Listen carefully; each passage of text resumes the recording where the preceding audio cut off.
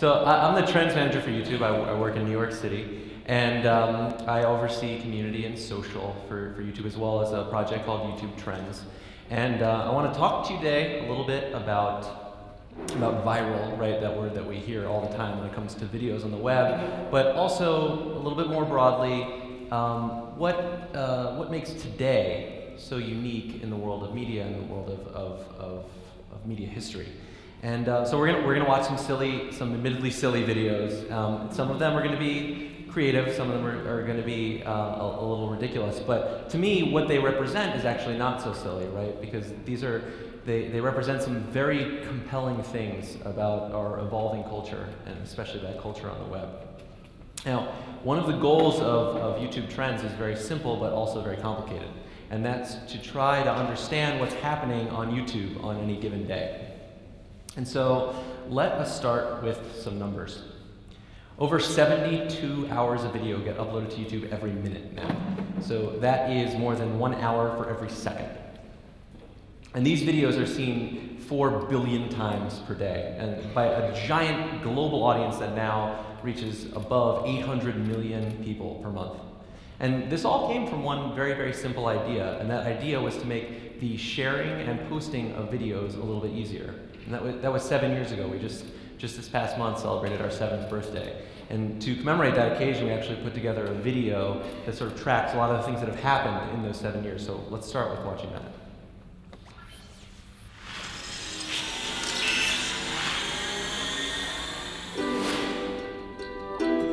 When we first started, it was just trying to share these clips with one another.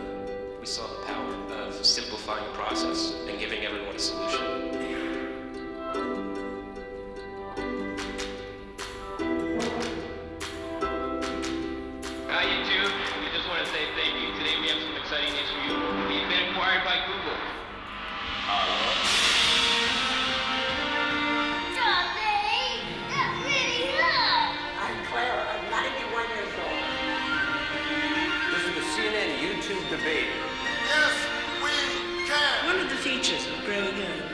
Is heightened awareness of change. Is this real life? Oh my God, you're walking. We can't have it.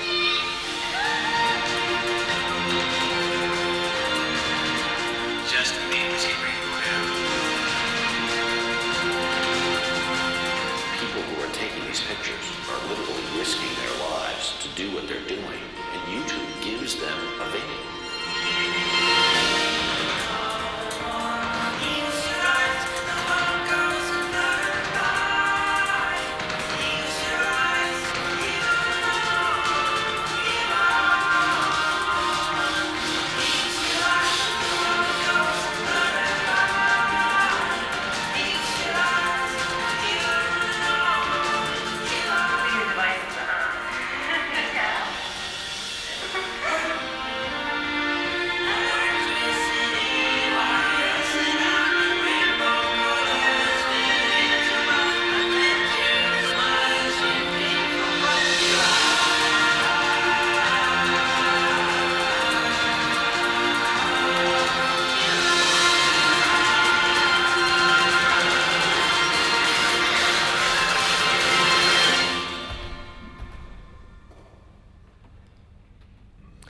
So because I'm the trends guy at YouTube, I get to track a lot of things that are happening on the site, and there's one thing that everybody is always asking me, and that is, what is viral, right? Like, how does something get viral?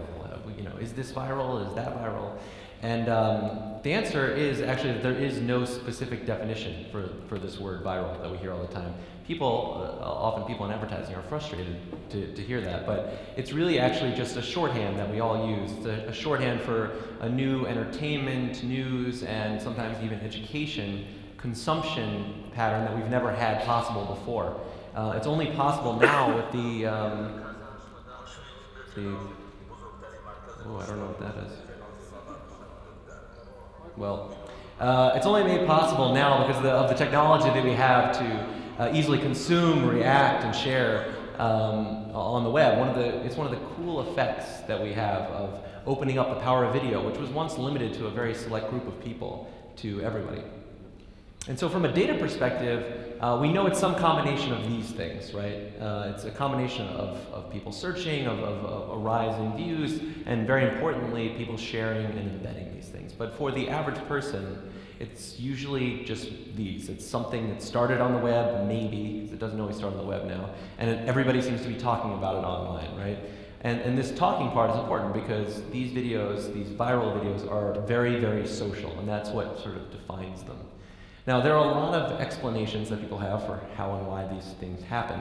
But I tell creative people actually not to get bogged down in this idea of trying to make something viral. It's a very difficult thing to do because since the word viral is not specific, there isn't like a set number of steps that you can take to then achieve that status. Instead, it's really a hallmark of a new kind of media. And what makes today different is that as technology has advanced, the world has gotten a lot smaller, and the connection that people have between the artist and the audience, or the content and the audience, has become much, much tighter. And the most successful channels on YouTube know this very well. There are some channels that have millions of subscribers. These are people who have selected to get every video that someone has posted. And these people don't just necessarily have one channel. They may have 3 channels. They may have a channel that's for their high quality stuff that they produce. They may have a channel for behind the scenes stuff. They may have a channel that's just personal videos that they've shot. And in totality, that together creates this bond that they have with their audiences. And this is a very new thing. They don't bank on going viral for success in the web. And for an artist, this can essentially mean that you get a more engaged crowd, an audience that feels personally invested in what you're doing. And it means that there are now new ways of being discovered from anywhere in the world. So we've never had viral before, right, in media. And we've also never had one of the things that helps drive that viral thing, right? And that's the two-way communication of online communities in the web. And this is at the core of online success, and it's at the core of YouTube, and it becomes completely obvious in the most extreme circumstances. Because there are some instances where the actual video itself and what's contained within that video doesn't matter that much. And so that is how you end up with this. It's Friday, Friday, Friday. This is Rebecca Black. I don't know how many people in here have seen this before. It's a music video from last year. It's well known for being disliked. It had 200 million views up to date, and it was the most popular video of 2011. So it brings up this interesting question, right? Which is, how does the thing that everybody says they don't like become the most popular thing? And the answer is that it turns out what you do or think or say about that thing becomes more important than the thing itself. And that's how it gets shared, that's how it gets discussed, and that's how it spreads via social media. And so it's not always about conversation either.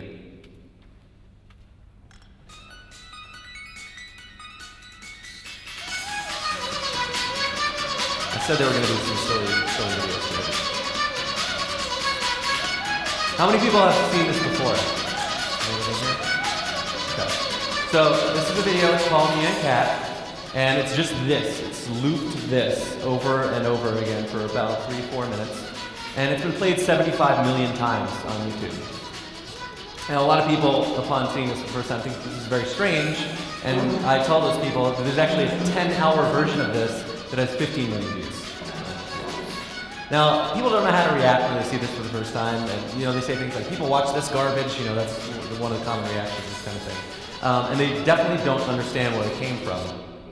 It was the animation to that was created by this guy, his name's Chris Torres, and a student saw that animation, I think this student was in Texas, a college student, and took it and combined it with a Japanese, what's called a Vocaloid song, which is that nya nya nya thing you hear, and put it on YouTube. And even Chris, he's a comic book artist, even he was completely surprised by the response to this. Because soon after this, different people from all over the world started making remixes of that video. And so something that was never possible before started to happen. And these remixes started to get a lot crazier than that original video, which was already sort of strange.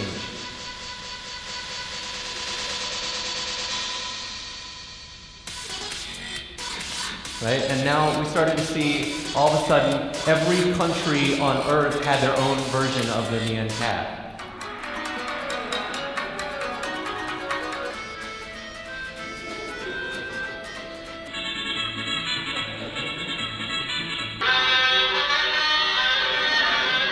I'll save everybody a quick Google search here. This is the Israeli Nyan Cat. Now, these all came from completely different people all over the globe. They were directly, creatively engaged in this video in ways that had never been possible. And sometimes it even was, I'd say, quite beautiful.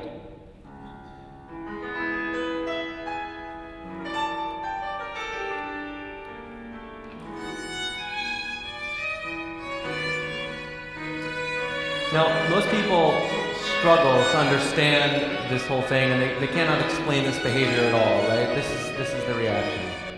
What are your thoughts generally that this is one of the most famous things ever on the internet? Well, you know, it's kind of sad, really. I'm dumbfounded. Do you think people have better things to do with their lives? Pretty typical of you young folks. People in my age group, we have a very difficult time keeping up with technology. I don't understand it, and I'm a little afraid of it. So are you a little afraid of this video? This video, no.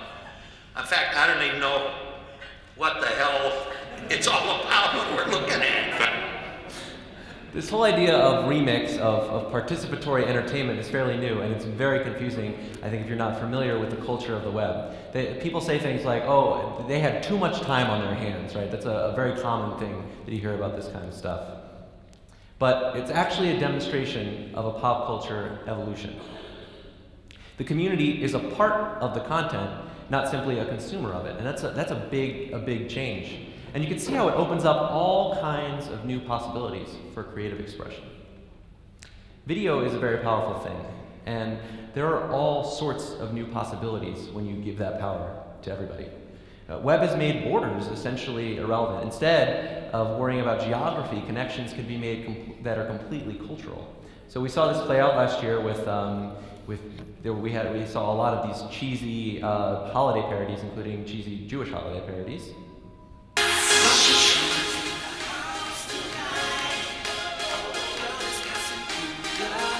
This was produced in Israel for Rosh Hashanah last year. 20% of the views on this video were from Israel, and just over 50% were from the United States. It was one of the most shared videos in Israel when it first came out, and it was also one of the most shared videos in a number of cities in the US.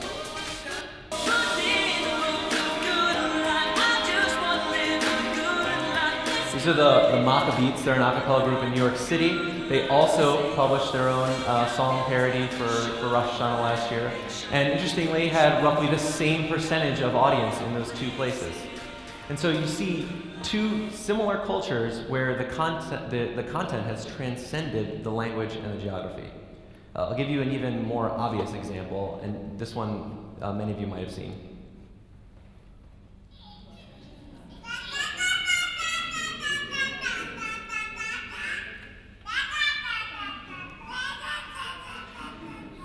So this video has 70 million views to date, and a lot of people look at this and they're like, how did these two kids get 70 million views, right? And the answer is that when you start looking at the numbers, it gets quite interesting, in fact.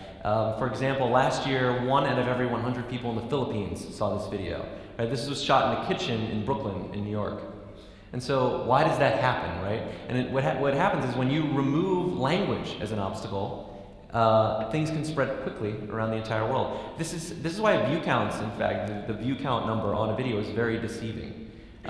People think that it's a gauge of just how much people like these things, but you start to realize that when the things that are culturally accessible wherever we are in the world have a much larger opportunity for an audience, right? And that's why everybody thinks that YouTube is filled with cats and babies, because these are the two things that we as like an entire global community have agreed we don't hate, right? They're two things that we're fine with, so we may watch them, we understand them.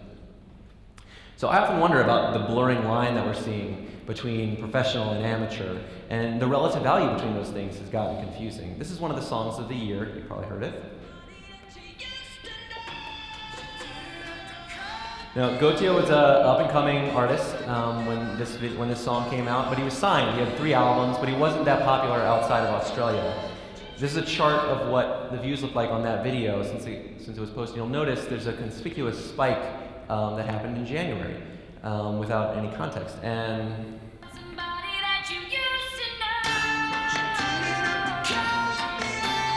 this is a band called Walk Off the Earth. They did a cover of this. They're from Ontario, Canada. It's also known as 5 People, 1 Guitar. It's one of the most popular videos of this year, and it was an overnight success. What night, you might ask? And that was actually a night in January. Now, it's hard to say that there's a direct correlation between these two things, right? Because there's a lot of things that can make a video become popular. The radio airplay, you can see there's a rise in April for this video because it was covered on Glee, the TV show. But interestingly, many people remember the cover version of the song better than they remember the original version.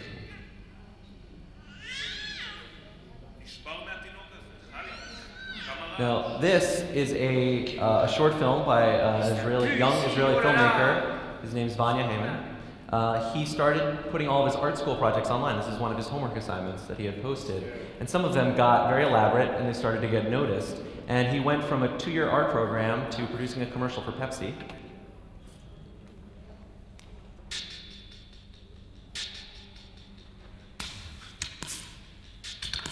And he did this while he was still attending art school. Now, just as Vanya discovered, the number of obstacles that are standing between raw talent and the mass media has slowly diminished.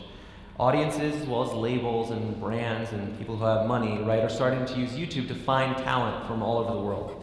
Carmen, for example, was a band that was not well known. They did unconventional covers of rap songs, and they performed in bars and streets in Boston. This is them on the street.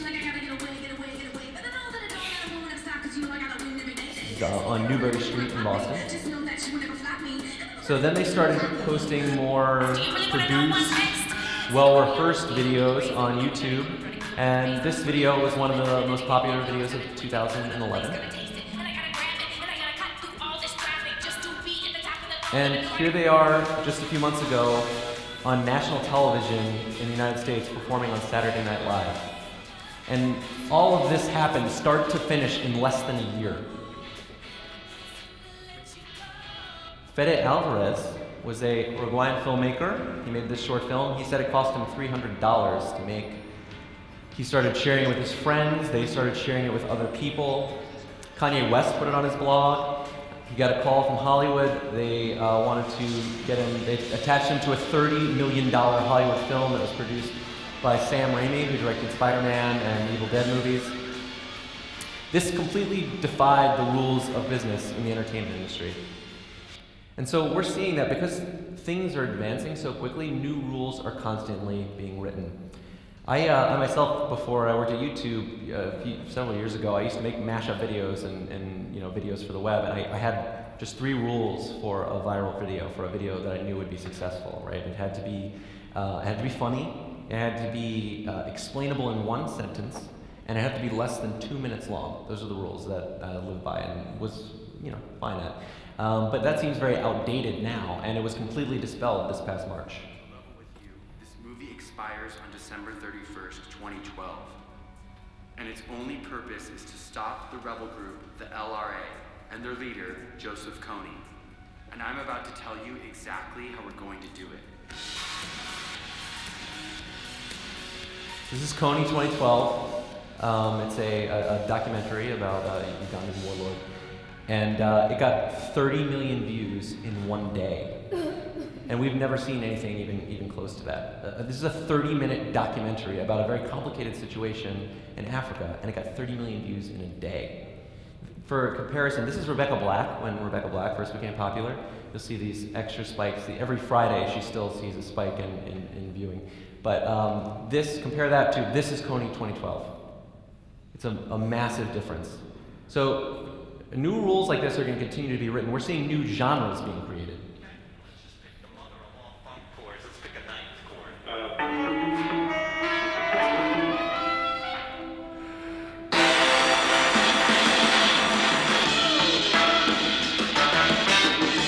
Funk generated by Kony. He's a music producer from here in Tel Aviv. And because of this video, he is now globally known. So much so that Maroon 5 actually called him, sent him footage from backstage of their tour and in the studio and asked him to make something from it.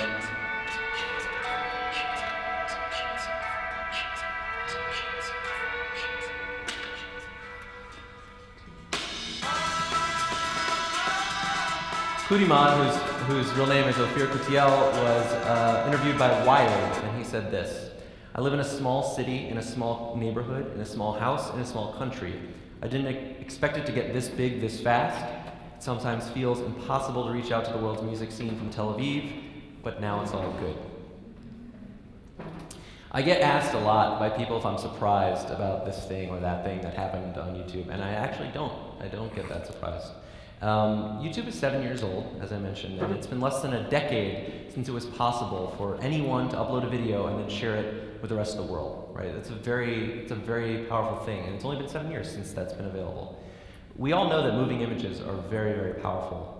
They're a very powerful medium.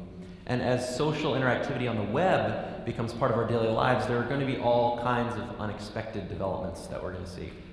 And so I think that there's a lot of exciting creativity on YouTube every day. Each day there's just amazing things happening in those 72 hours per minute. But I'm even more excited about the things that we're yet to see. Toda.